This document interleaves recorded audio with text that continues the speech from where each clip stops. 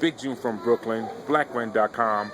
We're here with DJ Duane Harriott. He's one of the premier DJs that has playlists on blackrent.com. We decided we're going to showcase some of you brothers because you guys are very talented and you're more than just the music. Thank you, man. So, you know, you have a very rich history, so I just wanted to delve into that a little bit. Okay. You know what I'm saying? So let's start with the beginning. I know you said you have family. Your father is from... Father's from Kingston, Jamaica, yeah. And he was a DJ out there? No. He was a DJ in New York. I mean, he just had it was something that he did for fun. It was like, you know, he and his cousin had a mobile DJ unit back in the, you know, mid-'60s in New York, you know, playing like the reggae and the calypso records and things like that. Something that he, you know, put to the side, but, you know, here I am. You have a celebrity past, though, celebrity history, family history. A little bit. I mean, my uncle Duane Harriott, he's kind of like a reggae legend. He has this shop still in Kingston, but, you know, he was a producer and singer, especially in the Rocksteady era. He produced Stop That Train and Dry Your Brakes, from, if there's anybody out there who's like fans of Harder They Come or any of that sort of stuff. Like, I have a little bit of a history. My uncle's a legend, yeah. No, there's other people in my family. My uncle Chester in the UK, he's like a famous he was a famous cabaret pianist. You know, oh wow. You know, my cousin Ainsley Harriott in the UK, he's like a television chef, but you know, he was a musician before that. You know, still is, I guess. Deep. And then you in your own right are somewhat of a legend. You've been doing your thing on the scene for a while. Yeah, I don't know about that. Doing I it mean, since I'm you just were a young? hustler. I'm just trying to eat, you know. So humble, so humble. So tell him, because I have to brag about this. This guy he had his own radio show at 15 years old. I'm still like, anybody out there who really is, if you're not doing anything with your life, you need to realize that there's people that children are doing more than you're doing as an adult. No, that was only because I was in Nebraska. You know, we were in Lincoln, Nebraska, so, you know, I was just trying to keep from getting into trouble. I was just trying not to be bored. Thank God for the radio station, you know? Wow. The radio station, thank God for you. You brought hip-hop to the Nebraskan children everywhere. No, I mean, I was just trying to, you know, stay interested. I mean, it started because, you know, my father had a radio show on this community radio station in Lincoln called KBMT. It was a gospel radio show on Sunday, and I like tagged along with him and kind of co-hosted with him, and I got that bug. So I rallied to get my own show on Wednesdays, you know, and that's what happened. You know, for like a year or two when I was 15, you know, I was like, school we get out at 3, I'd like bike to the radio station and do a show. But didn't you have a video show too? That was in college. That was when I went to Hastings College. When I went to Hastings College, I was the music director for the station there, KFKX, which was it was a small radio station, but the cool thing about it was like it was in a really good communication center, and at that time when I came into the school, there was like also a lot of black students who were coming in and people like that, and there wasn't much for us to do. So the radio station was great because, you know, I was able to establish like, you know, a hip-hop radio show. I was able to, you know, establish like a metal show and just kind of recruit people to come in and like kind of, you know, turn it into like a real true college radio station, you know, with other people. But like, you know, I was just really trying to get like all the music that I wanted that was just difficult to get because we were in a kind of like a rural area. So humble.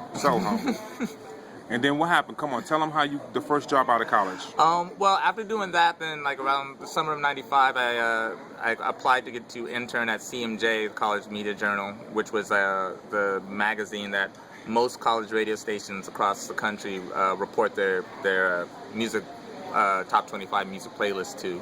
So they had they have a magazine. I was like wanted to be a music journalist, and they also had a festival that they put on at the end of September, which was there to kind of like let the college reps and the music industry people schmooze, and then you could see like bands that they were, you know, it still goes on. You know, you could see like, you know, like it's kind of like South by Southwest. Okay.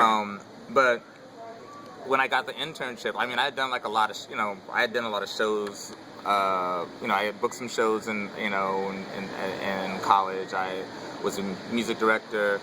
did a music. That's when I did a music video show for a year, and it was basically all stuff to do just to keep from getting into trouble, because you could get bored really easily out there in the middle of This nowhere. guy was like a young Ralph McDaniels, and Nah, he's talking not about I even was close. just trying not to be bored.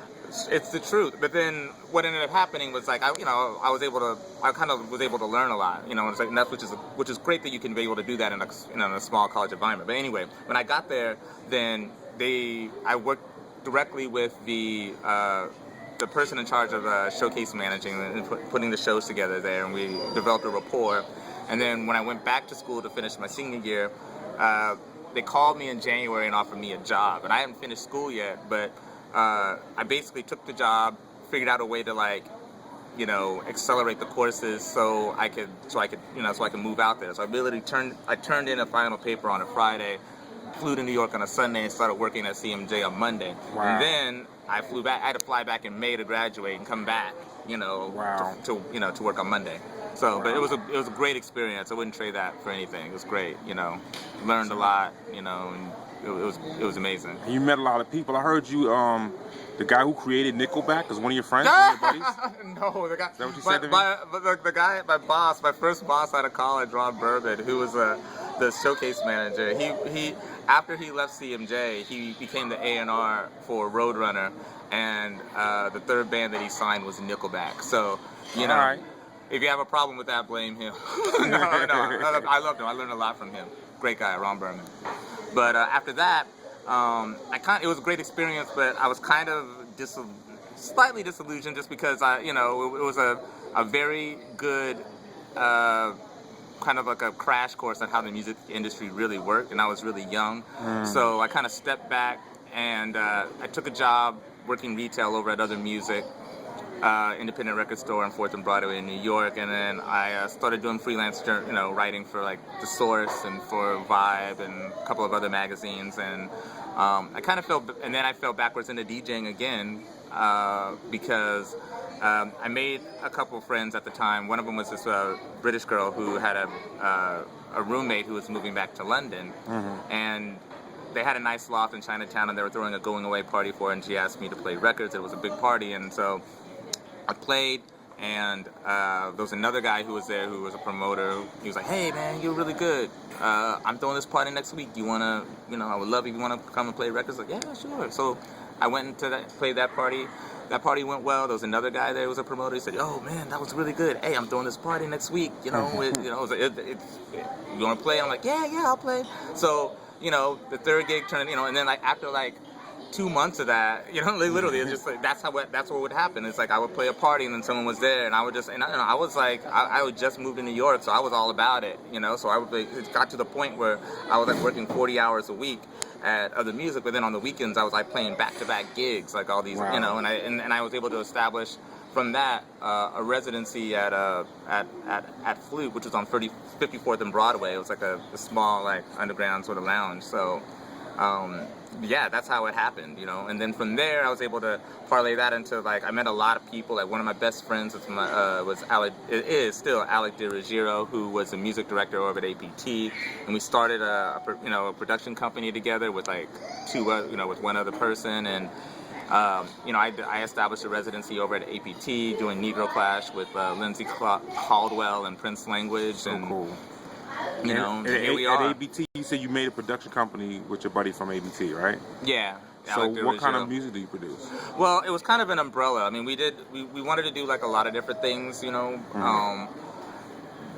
did it was called SAC International, and we it was kind of like an umbrella for whatever it is that we wanted to do, whether it be make beats or do music consulting or programming for radio, for restaurants, or we were just kind of into it all, and that was just kind of a way for us to kind of put a nice little cloak around it. And so, one of the things that, there was the company has a production credit on the J-Lo remix record that came out, J to the L-O. That was only because one of Peter Wade was actually doing, he was a vocal engineer for Corey Rooney at the time. So, that, I was able to parlay into that, and then, just if anything, then what it did was it just kind of it just allowed us to kind of be able to explore all the things that the industry had to offer, on our own terms.